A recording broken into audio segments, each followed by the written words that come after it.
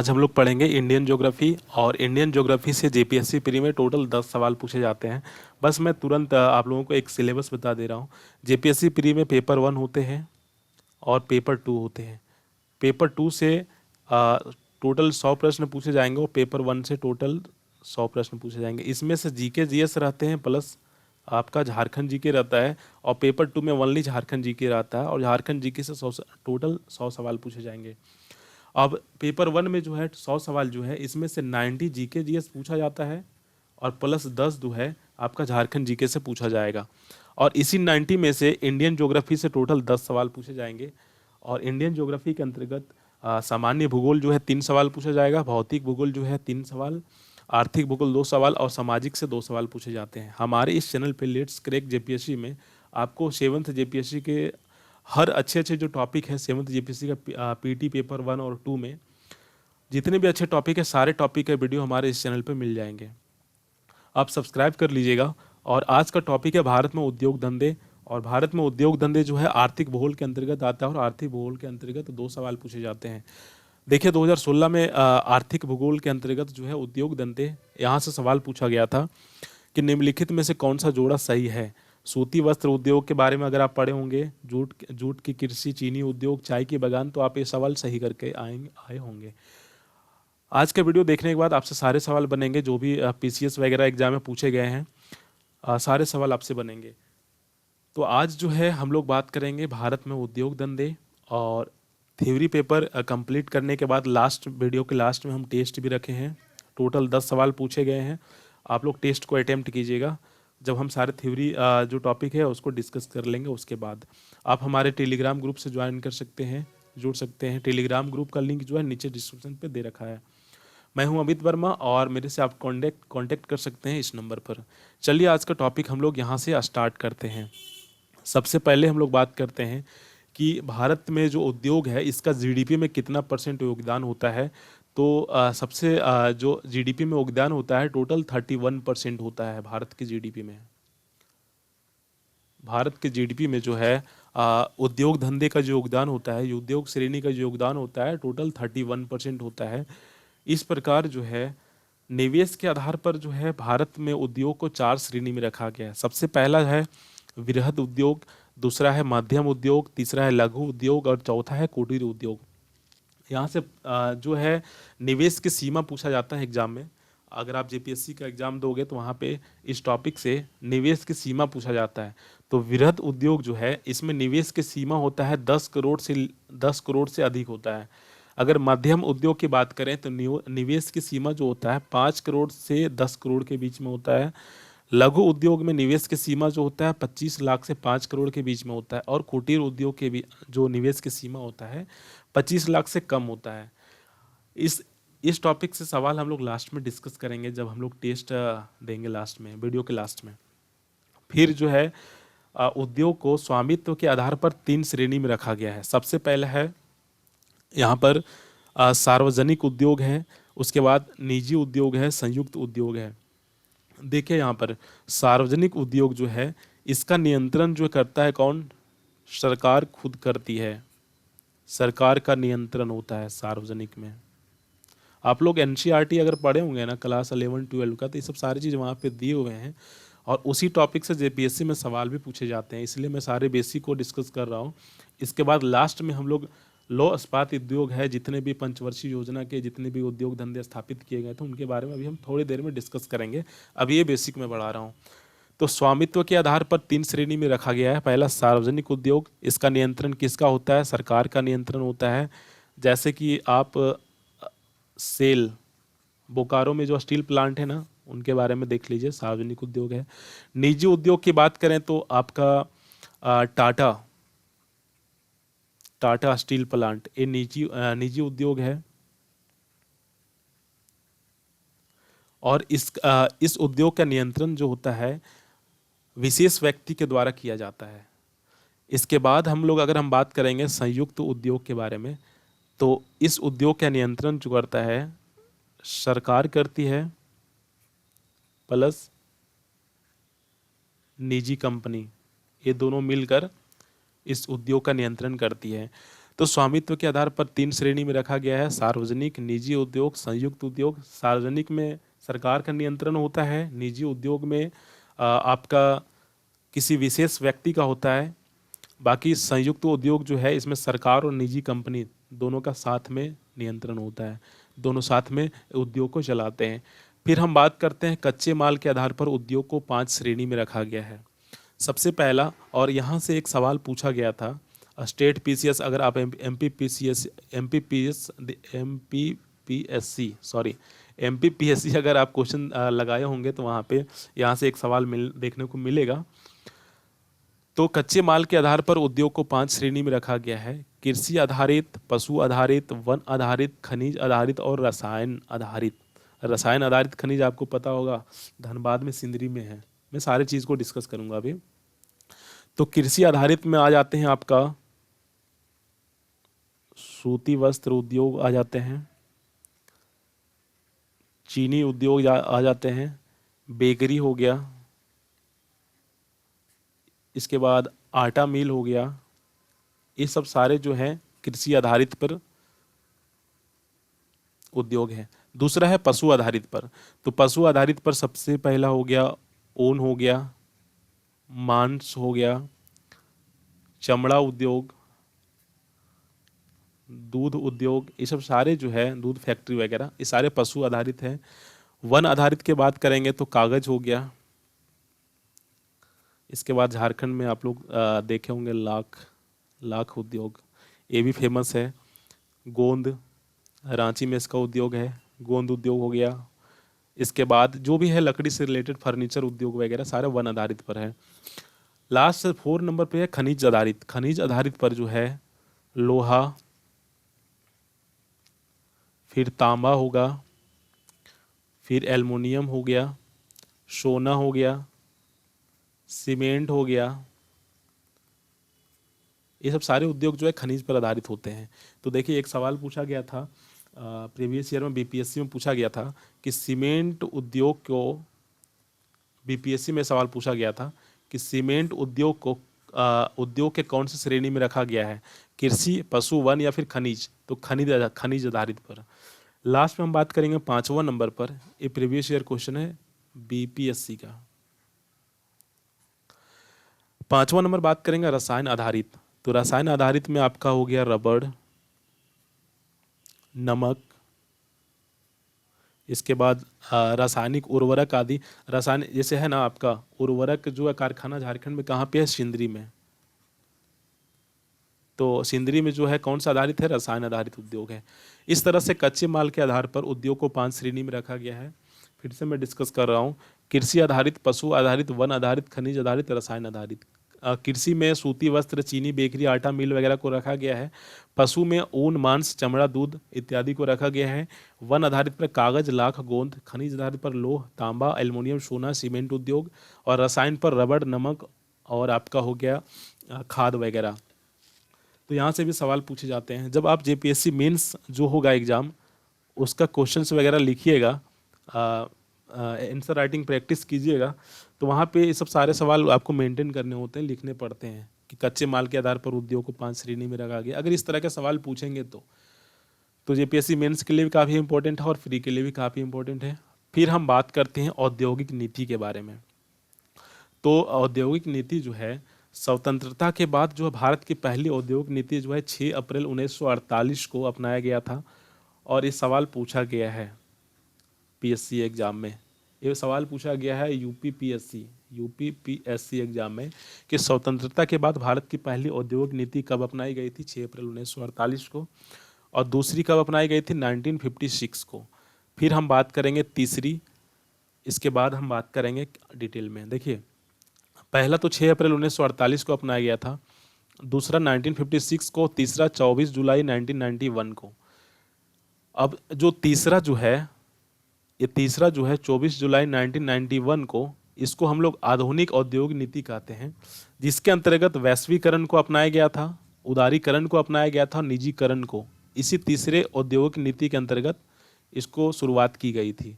वैश्वीकरण क्या होता है, वैश्वीकरण आप लोग सुने होंगे, ग्लोबलाइजेशन। तो अपने देश की अर्थव्यवस्था को दूसरे देश की अर्थव्यवस्था के साथ जोड़ना, इसी को कहते हैं वैश्वीकरण। बाद में हम बात करते हैं उदारीकरण। तो उद्योग के नियम कानून को ठीक करना, इसको उदारीकरण कहते हैं। और निजीकरण जो कहते हैं सरकारी कारखानों को ठेके पर देना। अभी हाल फिलहाल आप लोगों ने न्यूज़ में सुना होगा, रेलवे स्टेशन हो गया या फिर जो भी बड़े बड़े पीएसयू कंपनीज वगैरह हैं उसको निजीकरण किया जा रहा है। तो सब औद्योगिक नीति के कारण किया जा रहा है। तो जो तीसरा 24 जुलाई 1991 को उद्योग नीति लाई गई थी, इसके अंतर्गत वैश्वीकरण को, उदारीकरण को, निजीकरण को इसी के अंतर्गत लाई गई थी और यहाँ से शुरुआत की गई थी। वैश्वीकरण क्या है? अपने देश की अर्थव्यवस्था को दूसरे देश की अर्थव्यवस्था के साथ जोड़ना। उदारीकरण क्या है? उद्योग के नियम कानून को ठीक करना। निजीकरण क्या है? सरकारी कारखानों को ठेके पर देना। अब इतने सारे पढ़ रहे हैं तो आप सोच रहे होंगे यहाँ से सवाल पूछता है कि नहीं। यहाँ से एक सवाल पूछा गया था उदारीकरण। जब लास्ट में हम टेस्ट अभी डिस्कस करेंगे ना 10 सवाल, वहाँ पे इसी से सवाल होगा। आप लोग इसे याद रखिएगा कि कौन से औद्योगिक नीति के तहत उदारीकरण को अपनाया गया था। फिर देखिए यहाँ पे बात करते हैं कि औद्योगिक नीति जो है भारत की अर्थव्यवस्था को गति कब मिली थी? सबसे पहले 6 अप्रैल 1948 को। लेकिन सबसे ज़्यादा अगर गति की बात करें तो तीसरी जो है, जिसमें से वैश्वीकरण, उदारीकरण और निजीकरण को ऐड किया गया था, 24 जुलाई 1991 को। इस वक्त क्या हुआ था कि भारत की अर्थव्यवस्था जो है इसको थोड़ा सा जोर मिला था, थोड़ा सा गति आगे बढ़ी थी इन तीनों को ऐड करने के बाद। फिर हम बात करेंगे भारत में लौह इस्पात उद्योग। देखिए अभी हम जो डिस्कस किए, सबसे पहले हमने बात किया था कि निवेश के आधार पर कितने श्रेणी में रखा गया है, स्वामित्व के आधार पर कितने श्रेणी में रखा गया है, कच्चे माल के आधार पर। उसके बाद हम लोगों ने डिस्कस किया औद्योगिक नीति के बारे में। अब हम बात करेंगे कि भारत में उद्योग धंधे जो है किस तरह से विकास हुआ। तो अभी जो हम बात कर रहे हैं स्वतंत्रता 1947 के पहले की बात कर रहे हैं, 1947 के पहले, स्वतंत्रता के पहले हम लोग बात करेंगे। इसके बाद हम फिर बात करेंगे स्वतंत्रता मिलने के बाद, मतलब 1947 के बाद। तो देखिए भारत में जो लौह इस्पात उद्योग है, इसमें भारत में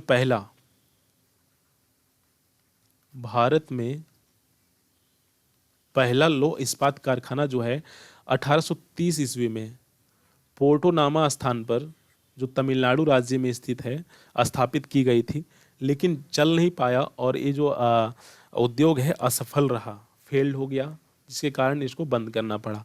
फिर जो है 1875 में जो दूसरा उद्योग स्थापित किया गया था, दूसरा उद्योग 1875 में कहाँ पे? कुल्टी में, वेस्ट बंगाल में। लेकिन ये सफल रहा। कुछ बुक्स में 75 के जगह पे 74 भी दिया गया है, तो इसको आप लोग थोड़ा सा देख लीजिएगा नोट्स बनाते वक्त। इसके बाद क्या है, देखिए यहाँ पे पूछा जाएगा सवाल, जैसे कि हम लोगों ने कुछ डिस्कस किया था कि कुछ क्वेश्चंस वगैरह देखा था, तो वहाँ पे पता चला कि देखिए सफल श्रेणी में पहला उद्योग कौन सा है। तो सफल श्रेणी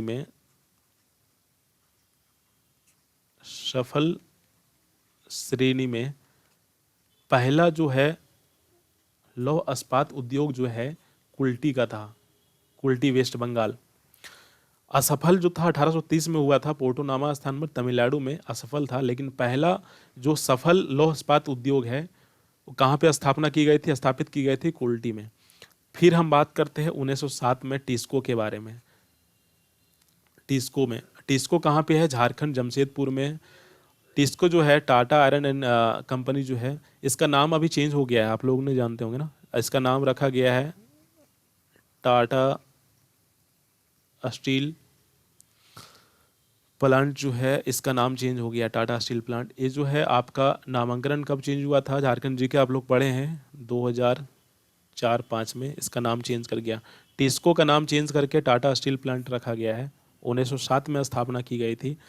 अब इनके बारे में थोड़ा सा डिस्कस कर लेते हैं। झारखंड का एग्जाम देंगे तो इनके बारे में थोड़ा सा ज़रूरी है जानना। तो देखिए भारत का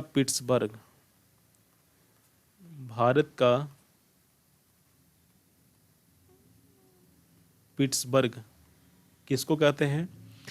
इसी को, टाटा स्टील प्लांट को। पिट्सबर्ग अब क्यों कहते हैं? देखिए पिट्सबर्ग जो है अमेरिका में एक स्थान है पिट्सबर्ग, जो लौह इस्पात के लिए फेमस है, लौह इस्पात कारखाना के लिए फेमस है। इसलिए भारत का पिट्सबर्ग किसे कहा जाता है? जमशेदपुर को। यहाँ पर टिस्को की स्थापना कब की गई थी? 1907 ईस्वी में। कहाँ पे है? झारखंड में। अब इनके बारे में थोड़ा सा बात कर लेते हैं। कौन सा नदी के किनारे स्थित है? तो आप लोगों को पता होगा, स्वर्णरेखा, खरकई। अब कच्चे माल के बारे में अगर हम बात करते हैं तो डोलामाइट या फिर चूना पत्थर, चूना पत्थर जो है कहाँ से प्राप्त होती है? सुंदरगढ़। जीपीएससी में यही सवाल पूछा था। सुंदरगढ़ कहाँ पे है? उड़ीसा में। उसके बाद मैंगनीज जो है और क्रोमाइट जो है ये कहाँ से प्राप्त होता है? चाईबासा की खान से।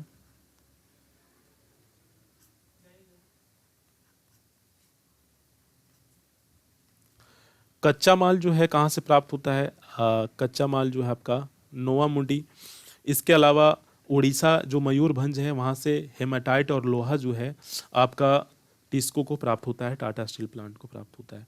फिर हम बात करते हैं 1907 के बाद 1908 में हीरापुर जो वेस्ट बंगाल में है, यहाँ पर स्टील लौह इस्पात कारखाना की स्थापना की गई थी। फिर 1918 ईस्वी में बर्नपुर में वेस्ट बंगाल में जो है यहाँ पे स्थापित की गई थी। इसके बाद अगर हम बात करते हैं तो 1923 ईस्वी में भद्रावती में कर्नाटक में जो है यहाँ पर लौह इस्पात कारखाना स्थापित की गई थी। इसके बाद देखिए क्या हुआ था कि 1937 में हीरापुर और आपका बर्नपुर ये दोनों को कंबाइंड कर दिया गया था। ठीक है, हीरापुर और बर्नपुर को 1937 में। इसके बाद 1953 में क्या किया गया? कुल्टी जो है, कुल्टी हो गया, हीरापुर हो गया और प्लस में आपका हो गया बर्नपुर। ये तीनों को एक साथ मिला करके एक कंपनी बनाई गई, एक साथ मिला दिया गया 1953 में और इसका नाम रखा गया इसको इसको मतलब होता है Indian iron and steel company. इसके बाद जो है आपका 1956 में द्वितीय पंचवर्षीय योजना की शुरुआत हुई थी और वहाँ से धीरे धीरे जो है भारत का जो विकास है, औद्योगिक विकास है, वहाँ से शुरू हुआ, जो अब हम डिस्कस करेंगे। फिर से हम बता दे रहे हैं आप लोगों को, भारत में लौह इस्पात उद्योग जो है सबसे आधारभूत उद्योग है। इसको आधारभूत उद्योग भी मानते हैं। ये भी सवाल आता है कि आधारभूत उद्योग कौन सा है, तो लौह इस्पात उद्योग है। सबसे पहला जो भारत का लौह इस्पात उद्योग कौन सा है? 1830 ईस्वी में पोर्टो नामा स्थान पर तमिलनाडु में है, जो असफल रहा। इसके बाद सफल श्रेणी में जो पहला जो स्थान है लौह इस्पात उद्योग का है वो कुल्टी का है। 1875 ईस्वी में स्थापना की गई थी, सफल रहा। इसके बाद 1907 ईस्वी में झारखंड में टिस्को जो है लौह इस्पात कारखाना की स्थापना की गई, जिसको भारत का पिट्सबर्ग भी कहते हैं।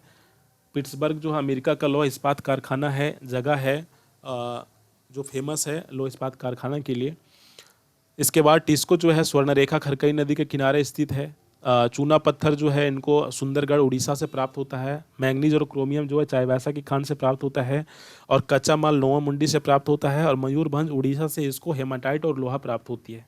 इसके बाद 1908 ईस्वी में आपका हीरापुर जो है, मैं आपको बता रहा हूँ, थोड़ा सा हाईलाइटर यूज़ कर रहा हूँ ना, तो हीरापुर जो है यहाँ पर हीरापुर 1908 ईस्वी में किया गया स्थापना। उसके बाद बर्नपुरा जो है लौह इस्पात कारखाना जो वेस्ट बंगाल में है 1918 ईस्वी में स्थापना की गई। उसके बाद 1937 ईस्वी में क्या कहिए कि ये दोनों जो है हीरापुर और बर्नपुर जो है इनको एक साथ कंबाइंड कर दिया गया। फिर 1923 ईस्वी में भद्रावती कर्नाटक जो है यहाँ पे एक लौह इस्पात कारखाना स्थापना की गई। उसके बाद 1953 में कुल्टी हो गया जो 1875-74 में स्थापना की गई थी लौह इस्पात कारखाना। फिर हीरापुर कारखाना और बर्नपुर कारखाना, इन तीनों को ऐड कर दिया गया और इसका एक नया नाम दिया गया इसको Indian iron and steel company. इसके बाद 1956 में द्वितीय पंचवर्षीय योजना की शुरुआत हुई और भारत में जो औद्योगिक विकास हुआ यहीं से शुरू हुआ था। यहाँ से सवाल पूछे जाते हैं कि सबसे जो सफल श्रेणी में सबसे पहला लौह इस्पात उद्योग कौन सा था, तो कुल्टी का था। कहाँ पे है? वेस्ट बंगाल में। इससे रिलेटेड हम लोग सवाल टेस्ट में देखेंगे। फिर हम आगे बात करते हैं पंचवर्षीय योजना। देखिए, भारत में औद्योगिक धंधे का जो विकास स्टार्ट हुआ था, वो जो आपका स्वतंत्रता आंदोलन के बाद ही स्टार्ट हुआ था, मतलब 1947 के बाद।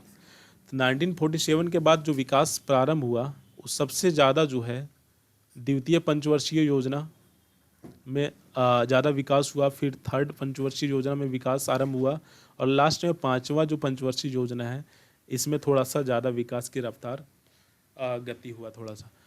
तो देखिए यहाँ पे सबसे पहले सेकेंड पंचवर्षीय योजना, इसके अंतर्गत जो है सबसे पहला जो है आपका कारखाना जो है राउरकेला पे स्टील प्लांट की स्थापना की गई। कहाँ पे है? उड़ीसा में। और किसके सहयोग से बनाई गई थी? जर्मनी के सहयोग से। कैसे याद रखेंगे? देखिए यहाँ पे राउर में ऊ यहाँ पे है और उड़ीसा में ऊ है, इसको आप रिलेट करके आप इसको याद कर सकते हैं। राउरकेला कहाँ पे? उड़ीसा में। कब की गई थी स्थापना? 1956 में। यहाँ से भी सवाल पूछते हैं कि राउरकेला जो है स्टील प्लांट है जो उड़ीसा में है, किस देश के सहयोग से स्थापना की गई थी? स्थापित की गई थी जर्मनी के सहयोग से। आगे हम बात करेंगे भिलाई जो छत्तीसगढ़ में है, किसके सहायता से की गई थी? रूस के सहयोग से की गई थी। कब की गई थी? 1956 में, द्वितीय पंचवर्षीय योजना के वक्त। फिर हम बात करेंगे दुर्गापुर, कहाँ पे है? वेस्ट बंगाल में। ब्रिटेन के सहयोग से की गई थी। ये सवाल पूछा गया है यूपीपीएससी में। इसकी स्थापना कब की गई थी? 1956 में। फिर हम बात करते हैं थर्ड पंचवर्षीय योजना, और यहाँ पे हमारा झारखंड में स्थापना की गई थी बोकारो स्टील प्लांट का। इनके बारे में आप लोगों को पता ही होगा। किसके सहायता से की गई थी? रूस के सहयोग से। आप जेएसएससी या फिर जीपीएससी का क्वेश्चंस बैंक देखिएगा ना, तो यहाँ पे किसके सहायता से बोकारो स्टील प्लांट की स्थापना की गई थी? तो ये सवाल बहुत देखने को मिलेंगे आपको जेएसएससी और जीपीएससी दोनों एग्जाम में। इसके बाद हम बात करते हैं इसकी स्थापना कब की गई थी बोकारो का? 1964 में। इसके बाद फिर क्या हुआ कि पांचवी पंचवर्षीय योजना, देखिए इसके पहले थोड़ा सा डिस्कस कर लेते हैं कि 1974 में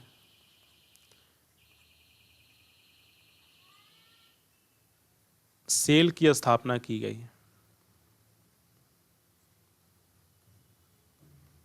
1974 में सेल की स्थापना की गई, और सेल का काम क्या था? ये जो चारों जो उद्योग हैं आपका 3 और 1 4, इनका नियंत्रण सेल के द्वारा किया गया। तो सेल की स्थापना कब की गई? 1974 ईस्वी में। और इन कारखानों पर नज़र जो है सेल के द्वारा की जा रही है अभी भी। इसके बाद हम बात करते हैं पांचवी पंचवर्षीय योजना में। तो इसमें सबसे पहला जो है सलेम जो है लौह इस्पात कारखाना जो तमिलनाडु में है, इसकी स्थापना की गई। उसके बाद फिर विजयनगर कर्नाटक में है, इनकी भी स्थापना की गई। इसके बाद विशाखापट्टनम जो आंध्र प्रदेश में है, लौह इस्पात कारखाना, ये सब सारे कारखाना की स्थापना की गई। मैं फिर से आपको एक बार थोड़ा सा रिवीजन करवा दे रहा हूँ हाइलाइटर से कि 1947 के बाद भारत में जो औद्योगिक विकास है थोड़ा सा प्रारंभ हुआ सेकेंड पंचवर्षीय योजना में, फिर थर्ड पंचवर्षीय योजना में, फिर पांचवें पंचवर्षीय योजना में। सबसे पहले जो है सेकेंड पंचवर्षीय योजना में राउरकेला जो स्टील प्लांट की स्थापना की गई जो उड़ीसा में है, जर्मनी के सहयोग से। फिर भिलाई स्टील प्लांट छत्तीसगढ़ में जो है रूस के सहयोग से। फिर दुर्गापुर स्टील प्लांट जो वेस्ट बंगाल में है ब्रिटेन के सहयोग से की गई। स्थापना कब की गई थी? 1956 में, तीनों का। फिर हम बात करते हैं थर्ड पंचवर्षीय योजना का। इनमें से 1964 में बोकारो में स्टील प्लांट की स्थापना की गई, झारखंड में जो है रूस के सहयोग से। यहाँ से हमेशा सवाल पूछे जाते हैं। इसके बाद 1974 में सेल की स्थापना की गई, जो ये चारों जो जितने भी कारखाने हैं इस पर निगरानी सेल के द्वारा अब की जाने लगी। फिर पांचवी पंचवर्षीय योजना जो है इसके अंतर्गत लौह इस्पात कारखाना की स्थापना की गई, जैसे कि सलेम जो तमिलनाडु में है, विजयनगर जो है आपका कर्नाटका में है, विशाखापट्टनम जो आंध्र प्रदेश में है। ये सब सारे लौह इस्पात कारखाना जो है पांचवी पंचवर्षीय योजना के वक्त स्थापित की गई। फिर हम बात करते हैं, यहाँ पर थोड़ा सा एक मिस्टेक है, फुट लॉज नहीं होगा, यहाँ पर फुट लूज होगा, फुट लूज उद्योग, इसको काट दीजिएगा। सारे नोट्स बना लीजिएगा, एग्जाम के पहले सारे इंपॉर्टेंट है, एक बार रिवीजन कर लोगे तो सारे क्वेश्चन आपसे एग्जाम में बनेंगे। तो फुटलूज उद्योग क्या है कि ऐसे उद्योग जो किसी भी कच्चे माल की स्थिति पर निर्भर नहीं करती है। यहाँ से सवाल पूछा गया है पीसीएस में, इसलिए मैं बता रहा हूँ कि फुटलूज उद्योग क्या होता है। ऐसे उद्योग जो किसी भी कच्चे माल की स्थिति पर निर्भर नहीं करती है उसको फुटलूज उद्योग कहते हैं। जैसे कि कंप्यूटर उद्योग हो गया, इलेक्ट्रॉनिक्स उद्योग हो गया, चीनी मिट्टी के बर्तन का उद्योग हो गया, इसके बाद क्रॉकरी उद्योग हो गया, इसी के अंतर्गत आता है, यहाँ से भी सवाल पूछे जाते हैं। फिर हम बात करते हैं चीनी उद्योग। यहाँ से सवाल पूछे गए थे जेपीएससी, छठा जेपीएससी में। तो चीनी जो उद्योग है इनके बारे में अगर हम डिस्कस करेंगे तो सबसे पहले जो है गन्ना जो है, चीनी जो है किससे प्राप्त किया जाता है, गन्ना से प्लस चुकंदर से, चुकंदर से। लेकिन इंडिया में जो है चीनी गन्ना से प्राप्त किया जाता है, बाकी विदेशों में चुकंदर और गन्ना दोनों से प्राप्त किया जाता है। अब हम बात करेंगे भारत के पहले चीनी मिल। भारत की पहली चीनी मिल की स्थापना कहाँ की गई थी, बेतिया। कहाँ पे है, बिहार में। स्थापना कब की गई थी, 1840 में। बस यही पूछता है कि बिहार में जो बेतिया है किस लिए फेमस है, चीनी मिल के लिए। इसके बाद हम बात करते हैं उत्पादन की दृष्टि जो है, उत्पादन की दृष्टि से विश्व में प्रथम स्थान किनका है, ब्राजील का। और जो है आपका दूसरा स्थान किसका है, हमारा प्यारा सा इंडिया का। फिर हम बात करते हैं कि प्रथम चीनी उत्पादन राज्य हमारे भारत में महाराष्ट्र सबसे ज़्यादा उत्पादित करती है चीनी का, कौन है, महाराष्ट्र। अगर हम बात करते हैं विश्व में चीनी का कटोरा किसे कहते हैं, इसका नाम है क्यूबा। अगर हम बात करते हैं भारत में किस भारत में किस राज्य को आपका चीनी का कटोरा कहा जाता है, तो इसका ना आंसर होगा यूपी। तो यहीं से सवाल पूछा गया था 6th जेपीएससी में कि बेतिया जो है किस लिए फेमस है, चीनी मिल के लिए। उत्तरी बिहार में स्थित है, स्थापना कब की गई थी, 1840 में। विश्व में प्रथम कौन स्थान है, मतलब उत्पादन की दृष्टि से चीनी उद्योग में प्रथम स्थान किसका है विश्व में, ब्राजील का। और इंडिया का स्थान कितना है, दूसरा।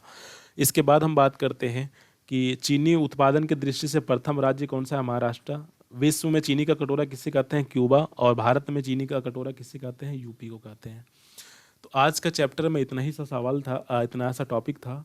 कल कल के लेक्चर में हम लोग बात करेंगे रेशम उद्योग, यूनी उद्योग, सूती वस्त्र उद्योग और जितने भी उद्योग, सीमेंट उद्योग बचे हैं, सारे करके लेक्चर में डिस्कस करेंगे। तो चलिए आज टेस्ट है, आप लोग दीजिएगा। सारे टॉपिक को हमने अभी डिस्कस किया है। तो सबसे पहला यहाँ पर सवाल है कि स्वाधीन भारत की प्रथम औद्योगिक नीति जिस वर्ष घोषित की गई वह थी। इसमें से प्रथम औद्योगिक नीति जो है कब लाई गई थी उनके बारे में बताना है। इसका राइट आंसर क्या हो जाएगा, 1947, 48, 51, 56। इसका राइट आंसर हो जाएगा बी, 1948। फिर हम बात करते हैं कि भारत में उदार औद्योगिक नीति जिस वर्ष अपनाई गई वह था। उदारीकरण आप लोग अभी कुछ देर पहले ही बताए थे हम लोग, उदारीकरण। उदारीकरण को कब अपनाया गया था, वैश्वीकरण, उदारीकरण, निजीकरण, आप लोगों को पता है, अभी हमने बताया था 1991 में। इसके बाद हम लोग बात करते हैं, देखिए झारखंड पीसीएस जो 2016 में सवाल पूछा गया था कि निम्नलिखित में से कौन सा जोड़ा सही है, सही पूछा गया है। तो यहाँ पे दंडकारण्य जूट की कृषि के लिए, लद्दाख सूत उद्योग के लिए, उत्तरी बिहार चीनी उद्योग के लिए, रॉयल सीमा चाय के बागान के लिए। तो कौन सा जोड़ा सही है, तो उत्तरी बिहार जो है चीनी उद्योग के लिए फेमस है। अभी हम लोग सूती उद्योग नहीं पढ़े हैं, इसलिए ये सब क्वेश्चन, ये सब मतलब ऑप्शंस को आप लोग हम डिस्कस नहीं करेंगे। अब ये बस आप लोग जान लीजिए कि उत्तरी बिहार जो है चीनी उद्योग के लिए फेमस है और यही करेक्ट आंसर इसका है। फिर हम बात करते हैं निम्नलिखित में से एक युग में सुमेलित नहीं है इस्पात संयंत्र सहयोगी देश। तो देखिए भिलाई जो है इसकी स्थापना किसके द्वारा की गई थी, यूएसएसआर के द्वारा। यहाँ पे गलत पूछ रहा है, जो गलत है। राउरकेला जर्मनी के द्वारा की गई थी, ये भी सही है। यूएसएसआर के द्वारा भिलाई की गई थी, ये भी सही है। दुर्गापुर यूके के द्वारा किया गया था, ये भी सही। लेकिन बोकारो जो है यूएसए के द्वारा नहीं, यूएसएसआर के द्वारा, मतलब रसिया के द्वारा। इसका राइट आंसर डी हो जाएगा। बोकारो का जो स्थापना है कौन से देश के सहयोग से की गई थी, रसिया के द्वारा। फिर हम बात करते हैं निम्नलिखित में से कौन सा सुमेलित नहीं है। तो देखिए यहाँ पे जूट उद्योग हम लोग पढ़ा नहीं है, रसायन उद्योग के बारे में पढ़े हैं। तो हल्दिया जो है पेट्रो रसायन उद्योग के लिए फेमस है। पोत निर्माण हम लोग पोत उद्योग के बारे में नहीं पढ़े, तो इनको छोड़ दीजिए। लेकिन यहाँ पे देखिए इसका आंसर यहीं से पता चल जाएगा कि पिट्सबर्ग जो है मोटर गाड़ी के लिए फेमस नहीं है। हम क्या बताए थे अभी कि पिट्सबर्ग जो है अमेरिका में एक जगह है जो किस लिए फेमस है, लौह इस्पात उद्योग के लिए फेमस है। तो पिट्सबर्ग किस लिए फेमस है, लौह इस्पात के लिए। मोटर गाड़ी यहाँ पे नहीं होगा। इसका राइट आंसर क्या हो जाएगा, डी। फिर हम बात करते हैं कि भारत के निम्नलिखित उद्योग में से किस उद्योग में सार्वजनिक क्षेत्रों में सबसे अधिक पूंजी निवेश हुआ है। देखिए यहाँ पे सबसे उर्वरक हो गया, लौह इस्पात हो गया, दवा रसायन हो गया, या फिर रंग रोगन उद्योग हो गया। इसका राइट आंसर हो जाएगा लौह इस्पात उद्योग। इसलिए इसको लौह इस्पात उद्योग जो है इसको आधारभूत उद्योग भी कहते हैं।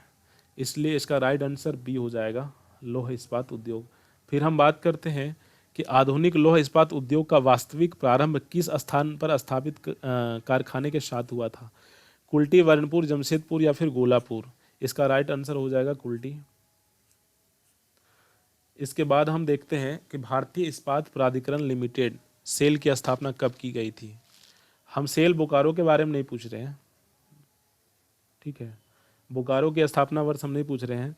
सेल जो एक संगठन जो है लिमिटेड है, प्राधिकरण इस्पात कारखाना जो है, इसकी स्थापना कब की गई थी, 1974 में। सेल की स्थापना कब की गई थी, 1974 में। और बोकारो स्टील प्लांट की स्थापना कब की गई थी, तृतीय पंचवर्षीय योजना के वक्त, 1964 में। लेकिन सेल जो है जो इन चार कारखाना जैसे कि राउरकेला, भिलाई, दुर्गापुर और बोकारो स्टील प्लांट, इन पर निगरानी जो रखता है वो सेल ही रखता है। और इसकी स्थापना कब की गई थी, बाद में 1974 में की गई। फिर हम बात करते हैं भारत में इस्पात कारखानों का कौन सा समूह स्वतंत्रता के पश्चात बनाए गए थे। तो स्वतंत्रता के पश्चात कौन सा कारखाना बनाए गए थे, जैसे देखिए जमशेदपुर जो है 1907 में। इसके बाद हम दुर्गापुर की बात करेंगे तो ठीक है, स्वतंत्रता के बाद। भिलाई जो है ये भी याद, लेकिन यहाँ पे जमशेदपुर 1907 मतलब ये गलत है। भिलाई, दुर्गापुर, भद्रावती, ये भी गलत है। भिलाई हो जाएगा दुर्गापुर, राउरकेला। देखिए भिलाई जो है आपका 1956 में, दुर्गापुर भी कब है, 1956 में, और राउरकेला कब है, 1946 में। मतलब इसका राइट आंसर क्या हो जाएगा, सी। इसका राइट आंसर हो जाएगा कि भारत में इस्पात कारखानों का कौन सा समूह स्वतंत्रता के पश्चात बनाए गए थे। तो भिलाई, दुर्गापुर और राउरकेला कब हुई थी स्थापना, 1956 में।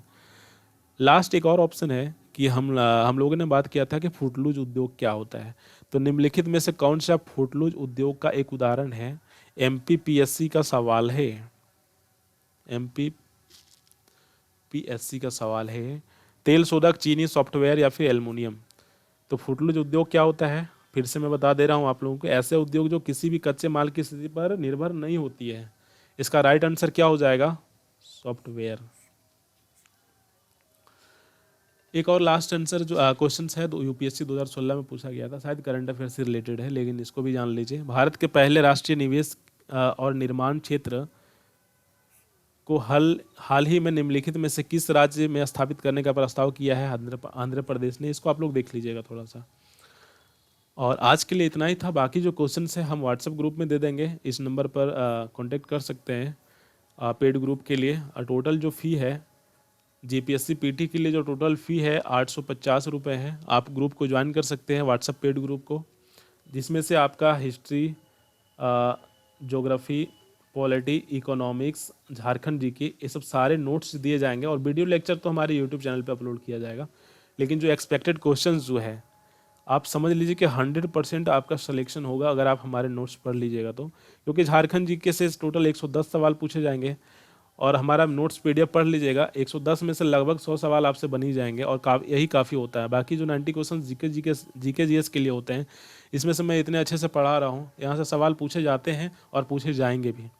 अब हमारे यूट्यूब चैनल, फेसबुक ग्रुप जो है, WhatsApp group, Telegram group let's crack JPSC जो है, आप इससे ज़रूर जुड़ जाइएगा। और आज का सेशन कैसा लगा नीचे कमेंट सेक्शन में बताइएगा, और हमारे टेलीग्राम ग्रुप जो है उसको ज्वाइन जरूर कीजिएगा। तो आज के लिए इतना ही था, धन्यवाद।